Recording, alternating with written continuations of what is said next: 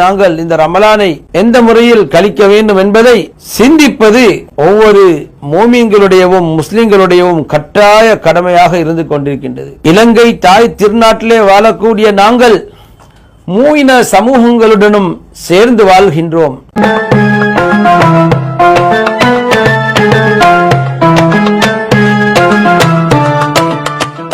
أعوذ بالله من الشيطان الرجيم بسم الله الرحمن الرحيم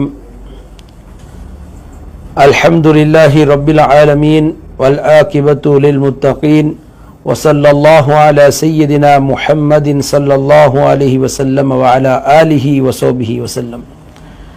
أما بعد فقد قال الله سبحانه وتعالى في قرآن المجيد أعوذ بالله من الشيطان الرجيم بسم الله الرحمن الرحيم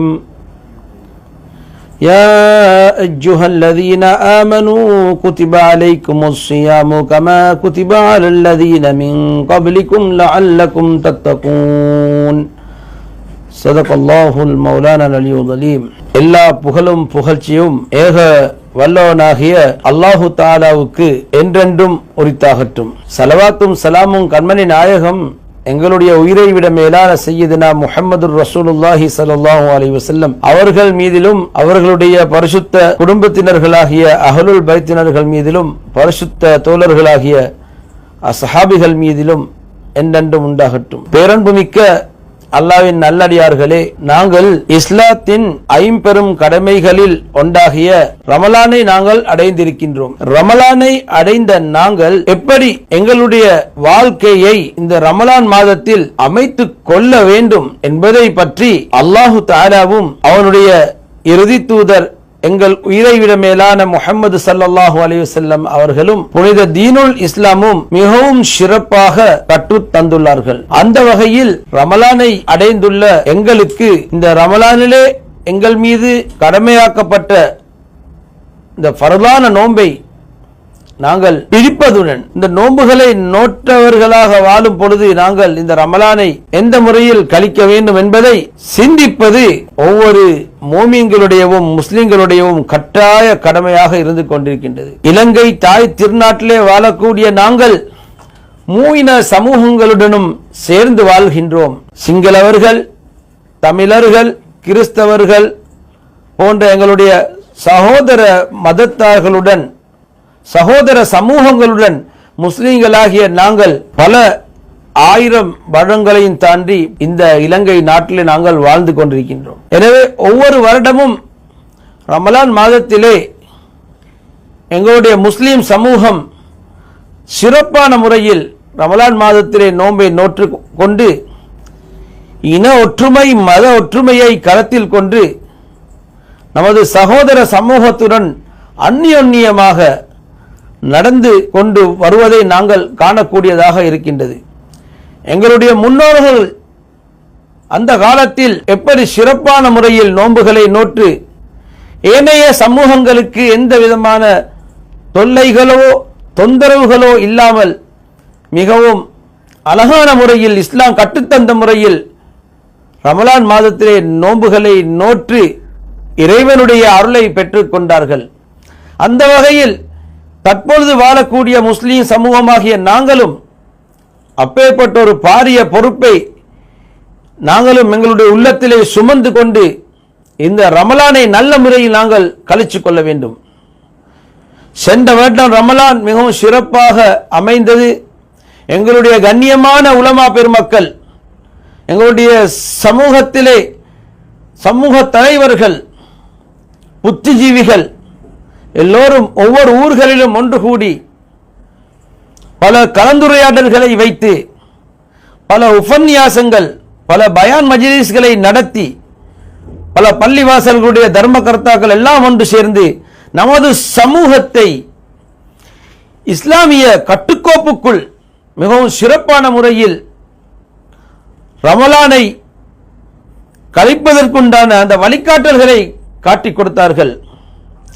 அந்த வகையில் எங்களுடைய சமூகமும் நல்ல முறையில் வாழ்ந்து ஏனைய சமூகங்களிடத்திலே நல்ல பெயர்களை பெற்றுக் கொண்டார்கள். ஏனைய சமூகமும் இஸ்லாத்தை பற்றி பல விடயங்களை அறிஞ்சு கொண்டார்கள், கற்றுக்கொண்டார்கள். அதில் விசேஷம் ரமலான் மாதத்திலே இஃப்தார் நிகழ்ச்சிகளை பள்ளி வாசல்களில், ஏனைய ஊர்களிலே, பல பல அமைப்புகளில் இஃப்தார் நிகழ்ச்சிகளை நடத்தும் பொழுது எங்களுடைய சகோதர மதத்தார்களை, விசேஷமாக சர்வ மத தலைவர்களை அழைப்பார்கள்.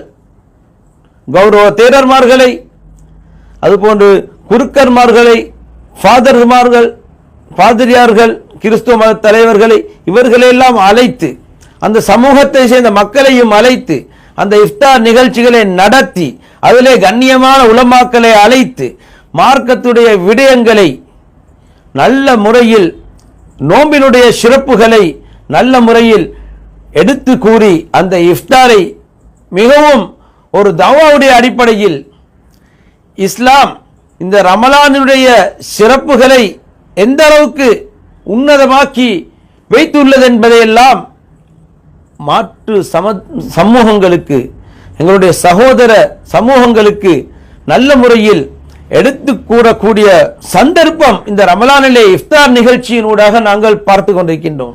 அல்லாஹ் தஆலா குர்ஆனிலே சொல்லும் பொழுது, உங்களுக்கு முன்னுண்டான சமூகங்களுக்கு எப்படி இந்த நோன்பு கடமையாக்கப்பட்டதோ அதுபோன்றுதான் உங்கள் மீதும் இந்த நோன்பை நாங்கள் கடமையாக்கியுள்ளோம் என்று அல்லாஹ் சொல்கின்றான். எதற்காக தெரியுமா?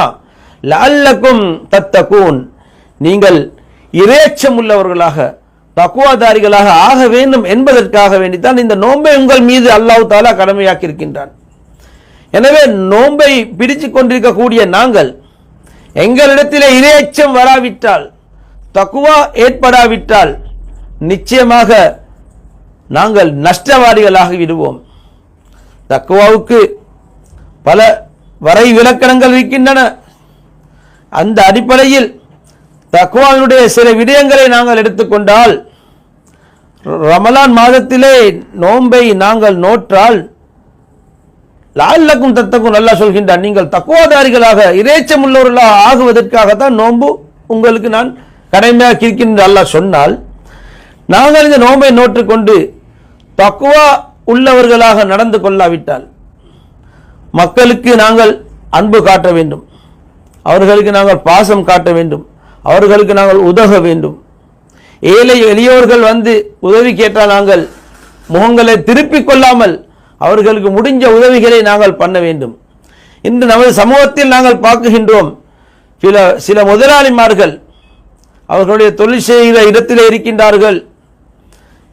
யாசகர்கள், மிஸ்கீன்கள் ஏதாவது உதவி கேட்டு போனால் அங்கே தொழில் புரியக்கூடியவர்கள் சொல்வார்கள், முதலாளி நோன்பு சூட்டிலே இருக்கின்றார், அதனால் இப்ப நீங்க பேசவான போங்க.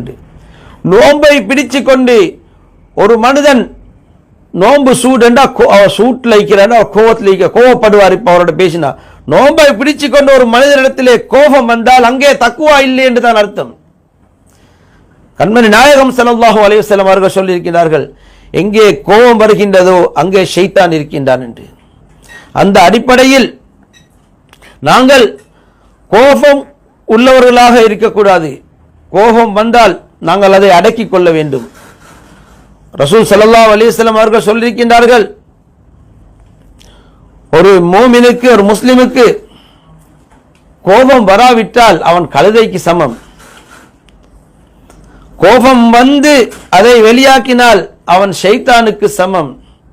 அந்த கோபத்தை அடக்கி பொறுமையாக இருந்தால் அவன்தான் மூமின், அவன்தான் என்னுடைய உம்மத் என்று கண்மணி நாயகம் ஸல்லல்லாஹு அலைஹி வஸல்லம் அவர்கள் சொன்னார்கள். அந்த அடிப்படையில் நாங்கள் பொறுமையாக இருக்க வேண்டும், கோபம் காட்டப்படாது. ரமலான் மாதத்திலே யாரு வந்தாலும் நாங்கள் அன்பாக பாசமாக, ரமலான் மாதத்தில் மாத்திரமல்ல எந்த மாதத்திலும் எந்த நேரத்திலும் நாங்கள் கோபம் கொள்ளக்கூடாது.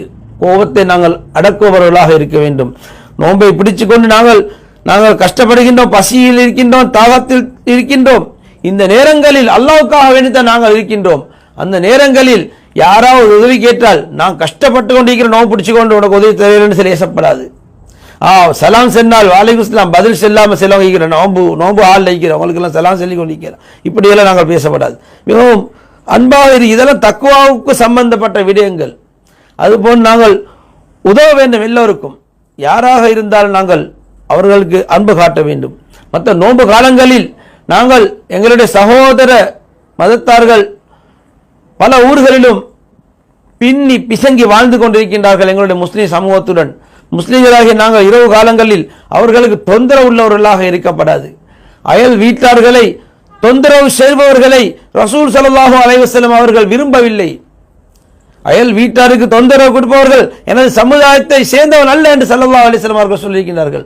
எனவே நாங்கள் அயல் வீட்டார்களுக்கும் சரி, எங்களுடைய ஊரார்களுக்கும் சரி, யாருக்கும் எவருக்கும் எங்களால் ஒரு தொந்தரவு வரப்படாது. ரமலான் மாதத்தில் நாங்கள் அதை மிகவும் கவனமாக நாங்கள் எங்களுடைய உள்ளத்திலே ஆழமாக பதிய வைத்துக் கொள்ள வேண்டும்.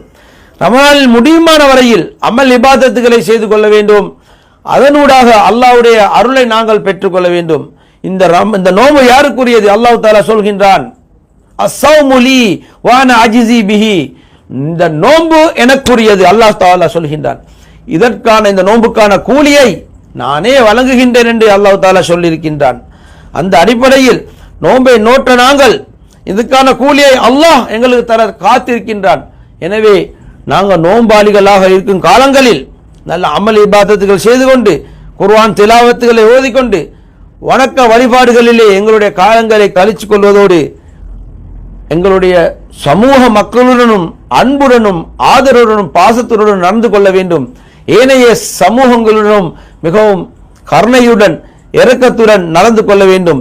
இப்படி நடந்தால்தான் அல்லாஹ் தஆலா சொன்ன அந்த லஅல்லக்கும் தத்தகூன் என்ற அந்த தக்வாதாரிகளுடைய அந்த குர்ஆன் வசனத்துக்கு சொந்தக்காரர்களாக நாங்கள் ஆகிக்கொள்ள முடியும் என்ற செய்தியை சொல்லிக்கொண்டு, இந்த சிறப்பான இந்த நாளிலே ரமலானை அடைந்த நாங்கள் எல்லோரும் இன்ஷா அல்லாஹ் இந்த ரமலானிலே சென்ற வருடத்தை விட அதிகமாக இந்த வருடம் இன்னும் பல நல்ல காரியங்களில், சமூக சேவைகளில், நல்ல அமல்களிலே எங்களுடைய காலங்களை நாங்கள் கழிச்சுக் கொள்வோம். அது மாத்திரமல்ல, சென்ற வருடம் ரமலானிலே எங்களுடன் ஒன்றாக இருந்தவர்கள் இந்த வருடம் இல்லை. எத்தனை பேர் மன்னரை வாசிகளாக ஆகிவிட்டார்கள். அல்லாஹ் தஆலா எங்களையும் அந்த மௌத்தாக்காமல் அவன் எங்களுக்கு நீண்ட ஆயுளை தந்து இந்த ரமலானை அடைகிற பாக்கியத்தை தந்திருக்கின்றார். எனவே அல்லாஹ்வுக்கு ஷுக்ர் செய்து அல்லாஹ்வுக்கு நன்றி சென்றவர்களாக நன்றி செலுத்திக் கொண்டு இந்த ரமலானை நல்ல முறையில் நாங்கள் கழிச்சு கொண்டு அல்லாஹ் தஆலாவுடைய அருளை பெற்றுக்கொள்வோம் என்ற செய்தியை சொல்லிக்கொண்டு ஆமீன். வாஹிர் தவானா அல்ஹம்துலில்லாஹி ரப்பில் ஆலமீன். அஸ்ஸலாமு அலைக்கும் வரஹ்மத்துல்லாஹி வபரகாத்துஹு.